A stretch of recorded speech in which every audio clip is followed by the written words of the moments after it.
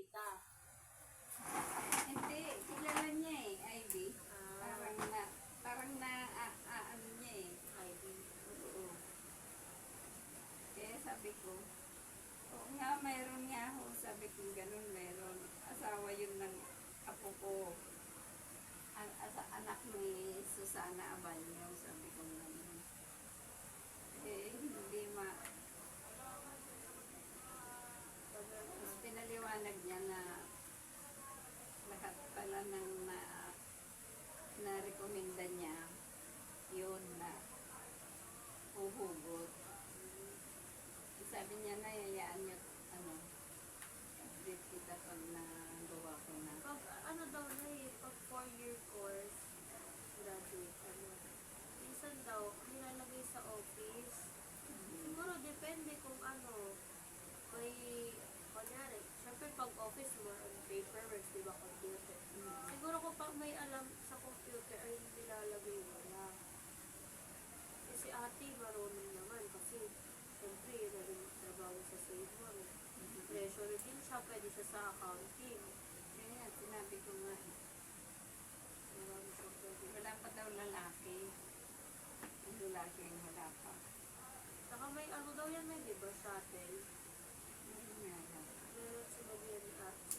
Yung ako ay anak ni Lola Nani, kapapasok lang, 2 weeks pa lang. Doon doon. Yun nga sabi ni ate, baka daw natabunan na siya kasi naghahanap na daw ng second batch eh. Mga second batch na yung Ang gusto daw pala doon, kapag sinabing medical ka na, pa-medical ka na kasi baka maunahan ka pa. Namidigal na ba si ate mo? Alam ko po, opo. Ay.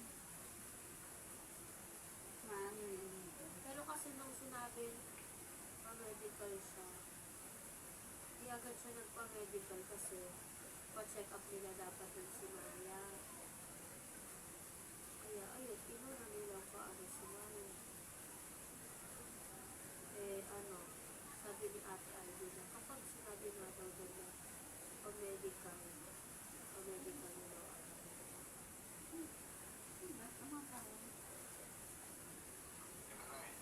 Hello. Magandang gabi. Ay, nag-chat ako sa inyo. Babalikan po kita doon sa Opo. sa i-apply ha. Opo. Kaya naman na kanina na tinext ko yung kaya lang answer. Na-imagine kanina Basta pag i-update. Nakita kita na yan. Opo. Ay, hindi ko na malayan na tumatawag kayo. Ano ba? Saan yung buksan ng birds? Sige po, salamat. Ang birds yan, ma'am. Hindi. Bye po. Sakto! Alin na? Ito si ba? Si Kuya. Rudy. Sakto Yung mag-apply. Si, Si ate po. kita mo, sinususog niya yung Ayaw ni ate sa bahay. Sila nakaraan. Bakit? Kasi ni ate, hindi mo siya kay Mama. Tapos diba, naglaba pala si Mama. Umalis ka sa naglaba si Mama. Kasi nagdalaw na lang mag-Mama. Iyak na iyak si Amaya. Tapos siya nagsiselfone. Siyempre pagod si Mama. Tapos pagkakita daw ng Mama kay Mama, takto sa kanya, Mama, kasi naiiyak. Siyempre si Mama sinabi niya, yun na yung anak mo na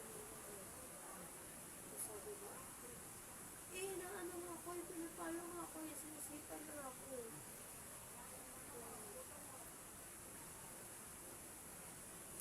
Pinatay? Hindi mo ba pinutang? Nakarinig pa ng chismis?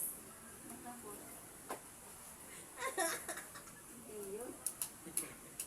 Nakarinig pa ng chismis? Bata. Sabihin mo si ate. Sabi nga, siyempre, pangit si Mama. Anak mo yan eh. Alam mo naman dapat ikaw yung dapat si Amaya tayo matakot sa kanya. Kasi, siyempre,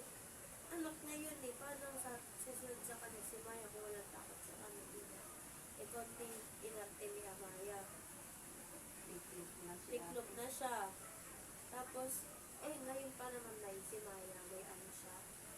Yung kapag gusto niya magharap, pag maglalaro siya, ang gagawin mo, sabi niya, kukunin niya yung cellphone. Yan, nagpo-phone ka. Kukunin niya yun, o sasabihin niya, Mami, down, phone down, down. Kaya tabo, tabo. Pag binaba niya yung cellphone mo, gusto niya nakaharap ka sa kanila. Yun ang gusto niya ngayon. Yung kaso na si ate, lagi naka-cellphone. Kahit ibibig ko nyari, papanoorin yung anak niya. Siya naka-upload sa cellphone niya. Hindi naman mapakali si Maya si isang pwesto din. Kuya ko, kulang sa Maya, Maya. Maya, ganun lang. Ganun na si Mama. Tapos sobra na si Mama. Tulog ko yan. Si ate pa ganun. Tapos nagsumpong kay Kuya. Ganun ako yung pagkakat ni Mama. Si ate, kay Kuya Jason. Sabi ni Mama. Sabi gatongera din ako eh. Sabi ko, sumbong ata mo kay Kuya eh. Kasi nakita ko, nagkakay, tapos ba umiiyak siya. Tapos katabi ko niya. Sabi din ako kay Jason, sinumbong ko din. Sabi niya, sinumbong ko rin kay Charles yun. Sabi niya, nakakainis eh. Kasi si Kuya may oras siya kay Maya, kay Pagod yun. Pagod yun. Pag pumunta yung Maya, Pagod yun. Si ate, hindi talaga. Hindi nagayain yung isa. Kaya nga eh. Kaya sinumbong ni ate. Ay, sinumbong ni Maya. Sabi niya, Pwede ba yung si Maya dito bakasyon? Hindi akong kulit. to, kami nga ayaw na namin dun eh. Naman. Ang lalaan nun. Bakit? Basta bait pa sa gilid ko. Eh di si Prince tsaka siya dito. Pag dalawa po sila, nagbubugbugan sila.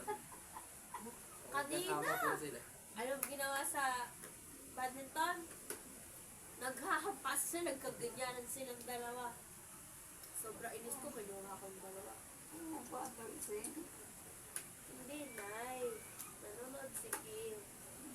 Binigay ko kasi, hinihiram kasi ni Maya yung raketa ng badminton. Binigay ko kasi nakain kami para tumagilid laban na. Sige, tapos nakabayin. Umupo doon, tapos nanonood. Si Amay, nilapitan niya ang tito niya, hinampas niya. Siyempre, nakahubad ang tito, natamaan dito. Siyempre, masakit yun, di ba? Bumabot. Wow, sige. Pero di naman siya pinalo. Kinuha lang ni Ging. Tapos, Maya, si Amaya nagahit. Gusto mo? Gumagana pa. Gusto mo? Isa! Sabi ni Maya, nagpas na naman dito na. Tumayo na si Ging. Iniilagan niya. Ganyan si Amaya. Away sila, Diyos ko. Tapos, sabi ko, bigay mo na, Ging, para wala na. Apat yun. Apat na yun na nag-away pa sila. Paano? Kinuha, binigay na nga ni Ging. Di dalawa, isang pares na yung kay Amaya. Kinuha na ni Ging. Kinuha na naman ni Amaya, nasa tito niya. Sabi ni Ging, Maya, paano ka ba kapag laro ka na ako na lahat? Ang inaaway yung dalawa. Ayaw matigil. Kinuha ko parehas. Umiyak si Amaya. Tapos, sige, ano ba yan kasi maglalaro ako eh. Wala sila nagawin. Nag-away sila eh. Kulit kasi ni Amaya eh. Grabe. Oo. Pero kanina, umakit sa kama. Sa headboard. Galing sa may balcon ng second floor. Akit siya sa headboard. Tapos, pahihirapan nila ang sarili niya.